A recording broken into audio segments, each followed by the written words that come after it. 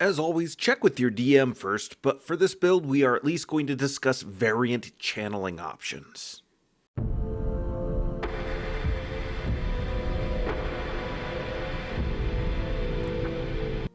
Hello there, everyone, and welcome back down here to the Gamer's Den with me, your host, Jordan, your master of lore and storyteller extraordinaire. We are going to be taking a look at the channeling options that you have for the first edition Pathfinder Cleric. Now, I should mention that these options, because they are a variant and not included in the base version of the Cleric, they are something that is going to be worth checking with your DM on if they are comfortable with allowing them in the game. Personally, I wouldn't really mind it. They're not really huge in their effects, or at least not all of them are, and most of them feel pretty fitting in how they are applied. We'll cover what it normally does, how they broadly, generally affect the channeling ability, and then to get into more specifics, we are going to cover 3 of these variant options. One is going to be a great option, the second one is going to be good, the third is just going to be kind of okay, and then we're going to just expand on this a little bit, why I feel pretty comfortable with this, and also broaching on a topic when it comes to alignment and channeling, and specifically the 2 energy types that you're typically restricted to, and how I'm not always the biggest fan of that. But before we get into all of that, if you're new here to the channel, go on down there, hit the subscribe button, and become a regular member here at the Gamer's Den. Or if you've already gone on ahead and listed yourself on such an incredible roster of legendary heroes, then go on down to hit the like button and share the video far and wide. Now, let's start talking about this. Now, when channeling, normally your choice is between channeling positive, healing energy or negative, harmful energy. Once that choice is made, it's irreversible. Now, I'd say under most circumstances that holds true, but if a cleric were to end up changing their alignment, swearing oaths to a new deity, I would just convert everything over for them right then and there, because it's really the choice on the energy being channeled that is what's normally permanent. But if you've switched over to a different god, you are getting a different source of energy and you're switching your alignment with it, so it is fitting in that instance. However, variant channeling introduces new effects that alter some aspects of how the channeled energy functions.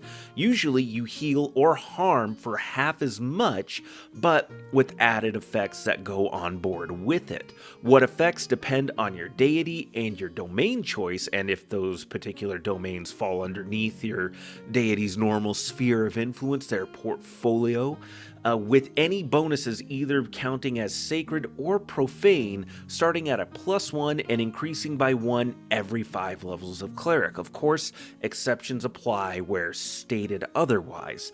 So this can introduce some interesting effects overall. Some of them can be incredibly powerful, others just kind of okay, and this is relative compared to one another, or at least the base version of channeling. So, for our first option that we're going to take a look at that has great choices whichever way you decide to go, we are going to take a look at the city domain. First, the healing option. Creatures gain a bonus on attack rolls when flanking and to armor class when flanked until the end of your next turn. That's pretty nice. It doesn't sound that powerful, but when you consider that this is counting as a sacred bonus to attack rolls, that is going to count and stack with the +2 flanking bonus you're normally getting already. So starting off with a +3, or by the time you hit level 5, if you get to another +1 there, you're looking at a +4 bonus to attack rolls when flanking. Your party's rogues, the vigilantes, whoever is getting sneak attack dice is going to really love having this bonus in place. Even better that they're getting a bonus to their armor class when they're getting flanked, so you're at least at level 5 going to be negating that +2 bonus that is normally given for attacking a target that is flanked. So all the way around, that's a pretty good choice here, but even better if you decided to pick the harm option. All creatures, squares, and threatened areas are treated as difficult terrain until the start of your next turn. Creatures gain a penalty on acrobatics and overrun attempts to move through these squares. This effect moves with the creatures and is not fixed in place. This is some incredible crowd control. This is some incredible area denial, and it just makes opponents' maneuvering and positioning incredibly difficult. This is a huge advantage here if you've chosen to channel negative energy. I mean, this is just astoundingly good and is certainly a powerful option to have. And best of all, while this is a powerful effect, the fact that it's limited to generally on a one-turn basis, either till the end of your next turn or the start of your next turn, while it lets these effects be powerful, but not something that is going to be so broken that it's continually sustained without you expending usage of your channel ability. Then we come to the ale and wine option. This is good to great, and good to great depending on which route you've decided to go. The heal option is pretty good. Creatures ignore nauseated and sickened conditions and ability drain from poisons until the end of your next turn. What keeps this from being great is that you're just ignoring the conditions until the end of your next turn. These conditions are not gone unless they are going to end by the time it's the end of your next turn, which doesn't seem like it's the most likely. Not impossible, but this limits it to being a bit more situational, limited usefulness. Great in the moment, but it's not something that's going to be sustained in its usefulness. Whereas the harm option, creatures are nauseated for one round, and nauseated makes it so that the target can't attack, cast spells, concentrate on spells, or anything requiring attention. They can only take one move action per turn. That's staggeringly bad. So being able to ignore the nauseated condition for one turn, it's still good. It is still a good thing to have. It's just unfortunate that it doesn't just end them for the round. But whereas the harm option, though, this is going to make creatures nauseated for one round. No real mention of a save there. And also, even if your DM stipulates that a save is going to be allowed, this is a Nova area of effect that is centered on yourself. So you're potentially making multiple creatures nauseated for a whole round. And if the target happens to be a wizard or sorcerer, somebody with typically poor fortitude saves, even if your DM does allow them to have a save, they stand a pretty decent chance of succumbing to this and having their most significant abilities taken out of commission for one whole round. A whole round of a full spellcasting class not being able to cast their magic is incredibly good. This is awesome to have, and it definitely outshines the heal option. Next, for the poorest option, this is something that you would only take in an instance where it fits. It fits the deity, it fits the cleric, but overall it's terrible. These abilities are just awful. That's the trickery domain, and we have the heal option, in which creatures gain a channel bonus on bluff, disguise, sleight of hand, and stealth checks for 1 minute. The harm option, creatures gain a channel penalty on perception and sense motive checks for 1 minute. Now, here's the thing with this. I'm not sure how subtle your channeling effects are, particularly since you have to present your holy symbol typically in some way.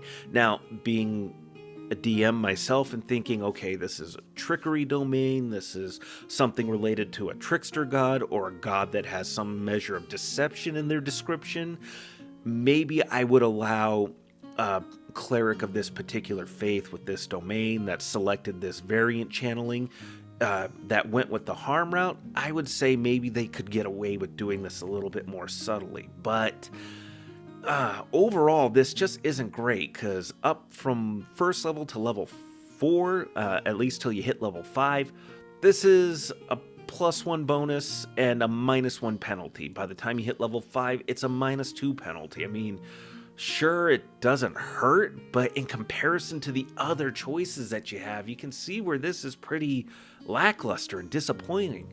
Like, maybe if this made them susceptible to failing their saving throws against, say, illusory effects or charm effects, something like that could be quite a bit better in that regard. That's actually head and shoulders above these particular penalties and bonuses. Like, something like that would work much better. But as it is, these aren't very good, but these different channeling options do bring something up for me. The fact that these options are locked off depending on if you're channeling positive or negative energy, and those being typically restricted by alignment.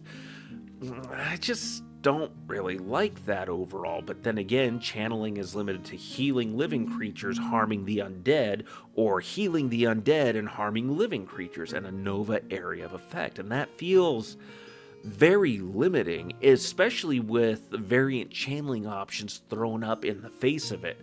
Really, what you could look to try to do is working with your DM to try to homebrew some fixes to channeling overall, because man, some of these options, especially the city domain, where if you select the harm option and you're creating difficult terrain, that's a benefit to a lot of different kinds of clerics. It seems unfortunate that it's limited to evil clerics overall, and it gives them a distinct advantage over their good aligned counterparts.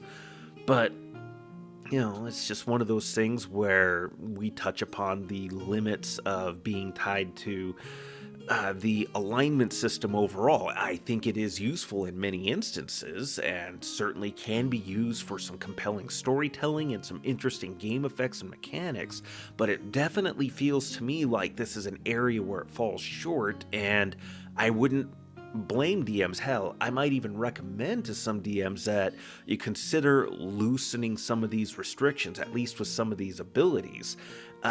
Maybe even just limiting the ability to cause healing for undead or damage to allies, and just trading it out for something else entirely overall. But what do you think? Go on down to the comments below and let me know your thoughts. Did you like today's video? Did you dislike it? Do you allow variant channeling? Is this something that you've requested of your DM? And do you do anything to kind of fix it or homebrew it and make it just a little bit more flexible so that these different variations on channeling abilities and powers can apply to a broader range of different clerics of different alignment types? Let me know your thoughts in the comments down below, and we'll happily engage in discussion about it, much as I'm able to with everything going on. And hell, if you've made it this far, you must have enjoyed something, so why not go down there, hit the subscribe button, and become a regular member here at the Gamers Den. But with all that said, I've been your host, Jordan, your master of lore and storyteller extraordinaire. Thank you all so very much for your time. Good gaming to you all, and you all have yourselves a good night.